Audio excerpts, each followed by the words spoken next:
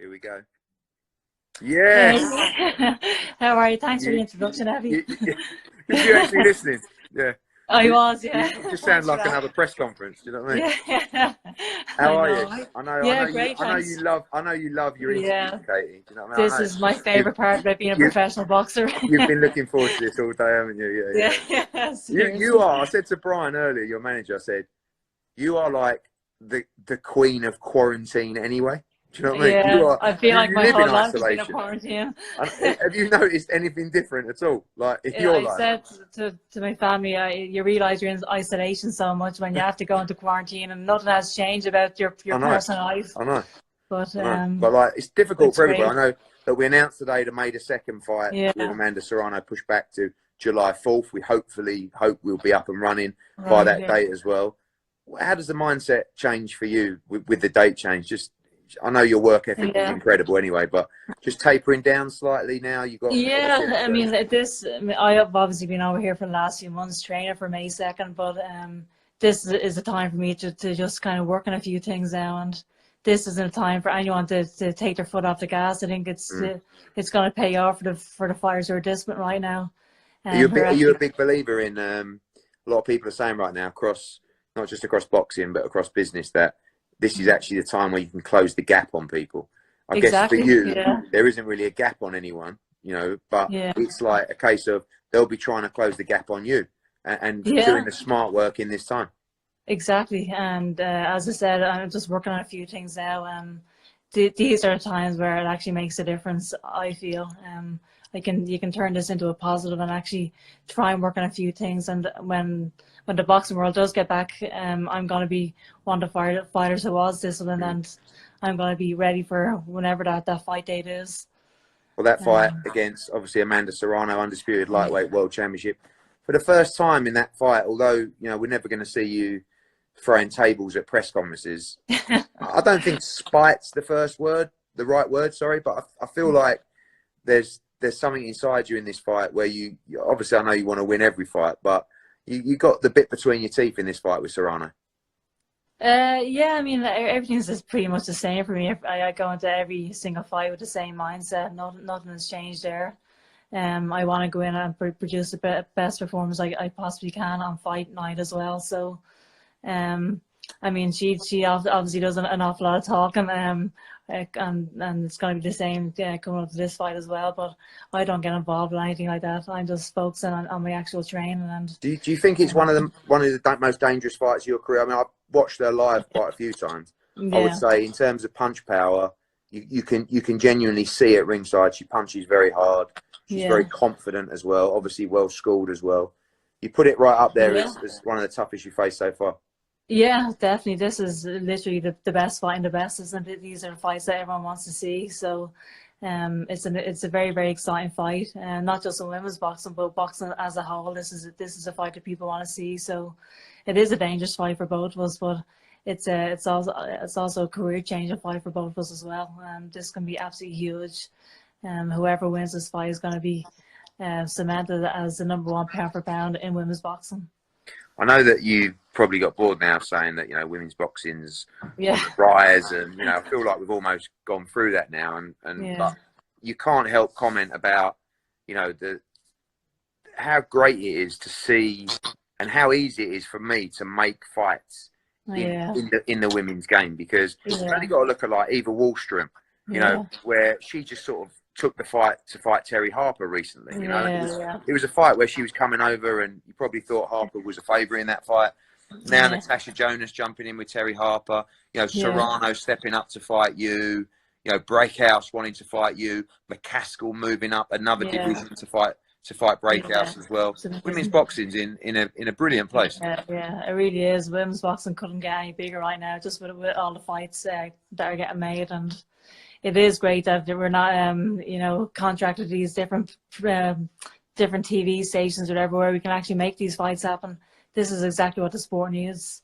It's very, very exciting, and I'm delighted to be involved in it. Your thoughts on Terry Harper's caused a lot of interest over here. Really come on, great performance against Eva Wallström as well.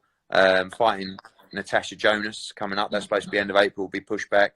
Good to see two English women go at it for a world title as well. And has Terry Harper impressed you as well so far? Yeah, I think she's been brilliant actually, and she's only so young as well. I think she's only 23. She's only going to get better and better over the next few years as well. So, yeah, what a great ambassador for the sport, and she's willing to fight anyone and everyone as well, which makes it even better. But her and Natasha Jonas, it's a huge domestic fight.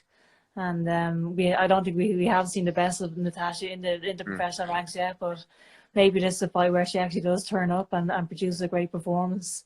I know how good Natasha can be because I've fought her numerous times in the amateurs, so and she hasn't really impressed that much yet as a pro, but maybe this is a fight where she can actually produce a great performance. And of course, one of your former foes against one of your potential foes.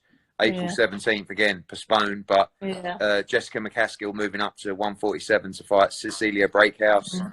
Again, should be a great fight. Tough fight for Cecilia. You'd fancy her, I guess, being with her pedigree and the size advantage as well, but should be an interesting fight.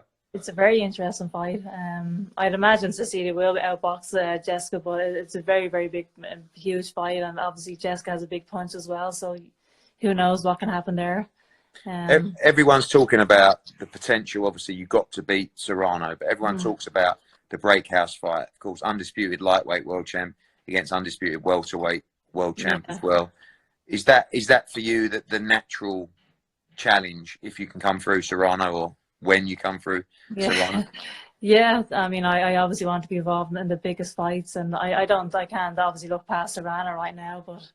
It's always a big mistake when fighters are looking past their opponents. But if I do come through Serrano, obviously the fight with Braekhus is a history-making fight, undisputed champion against undisputed champion. And when has that even ever happened before? I don't think it has. Where do you stand on weight for that, Katie? Just so, I mean, we might as well do the contract now on Instagram Live. You know what I mean? But obviously, we saw you up at 140. We know. I remember when you started, we always said that you'd make super feather. And you'd win a super featherweight world championship first. Obviously, after a few fights, it was clear that it was a little bit tight and you preferred lightweight. You went to 140, but probably struggled to eat yourself into 140. Where do you think the line is drawn with that fight with Braekhus? Don't worry, I won't hold you to it, but it's an interesting situation because she's she accepted. But I can't even remember off the top of my head. I think the McCaskill fight's at 145. Right. So she's obviously got the plan to come down, but anywhere around 142-ish is not a problem for you. We can make a catchweight, obviously, at a similar weight, maybe 142. I can't really go above 142 much, but I walk around about probably maybe 142 or 143 at most. So we can definitely do a catchweight at around then, and that would be a super fight, wouldn't it? So whatever you think yourself, Eddie. No, well, listen, you're the boss. Whatever you tell me, whatever you tell me, whatever you try and tell me. I've got to ask you, because one thing, I know we're being watched by 1,500 people, but in terms of your faith, which always impresses me, does that keep you just so balanced and comfortable? I think one thing that's interesting, I don't want to go too deep on it, but obviously there's the problem of the COVID-19 virus right now, but also the problem that it will have in terms of the effect on people's mental health as well. You know, it's something that gets talked about a lot. You know, whether it's being stuck indoors or whether that's struggling financially or with anything in life. How much does that faith that you have, is that, I'm fascinated by it because... I mean, for me, I mean, I always, it's obviously awful that what's happening with the coronavirus. The whole world is on lockdown right now, but there's a lot of good things that are happening as well. I mean, it's people's lives have been forced to slow down. Maybe, you know, they have to reconnect with their families again. And there's even online on the internet, there's church services saturated online every single weekend. And for me, it's just a time to kind of spend more time with God, I guess. Read His Word, read the Bible, and that's mental health for me. I get great comfort from that, and I've always said from a very young age that that's where my confidence comes from. That's where my strength comes from, and that's why I don't need to talk before these big fights or talk trash, because from a very early age I love the Bible verse in Isaiah that says, "In quietness and trust is my strength."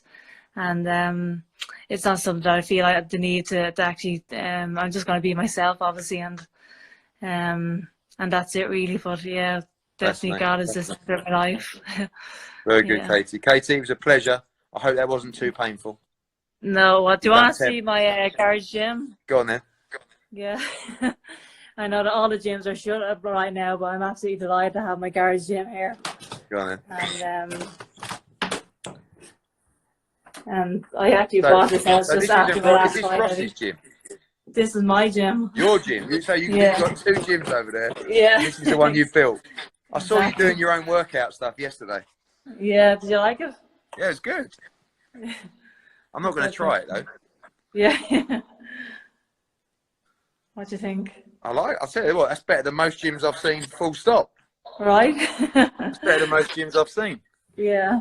Have you done your session? You've probably done about 8 sessions today, haven't you? Well, I just had a running session this morning, so not too bad, but yeah. All right, Katie, thanks for everything. Thanks, Eddie.